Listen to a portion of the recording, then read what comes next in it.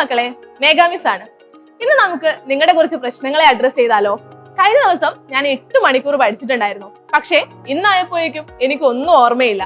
അതുമല്ലെങ്കിൽ ഞാൻ എല്ലാ ദിവസവും പഠിക്കാറുണ്ട്, പക്ഷേ എക്സാം എടുക്കുമ്പോഴേക്കും എന്നോട് എല്ലാം മറന്നു പോകും. എന്തുകൊണ്ടാണ് നിങ്ങൾ ഇതെല്ലാം മറക്കുന്നതെന്ന് ചിന്തിച്ചിട്ടുണ്ടോ?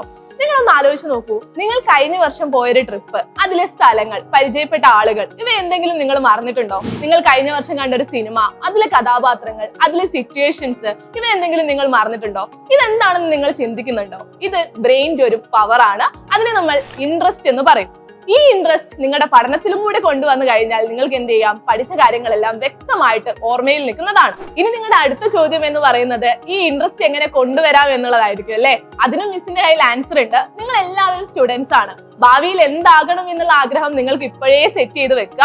ആ ആഗ്രഹത്തിലേക്കുള്ള ആദ്യ ശ്രമം എന്നുള്ള രീതിയിലാണ് നിങ്ങൾ ഇപ്പോൾ പഠിച്ചുകൊണ്ടിരിക്കുന്നത് എന്നുള്ളത് ഇടയ്ക്കിടെ ചിന്തിച്ചിട്ട് തന്നെ നിങ്ങളുടെ ഓരോ പുസ്തകങ്ങളും പഠിക്കാനിരിക്കുക. അപ്പൊ എന്ത് ചെയ്യും? നിങ്ങളുടെ ബ്രെയിനിൽ ഇത് പഠിക്കാനുള്ള ഇൻട്രസ്റ്റ് എഗെയിൻ ആൻഡ് എഗെയിൻ കൂടിക്കൊണ്ടേയിരിക്കും. ഇനി നെക്സ്റ്റ് എന്ന് പറയുന്നത് വിഷ്വൽസ് ആണ്.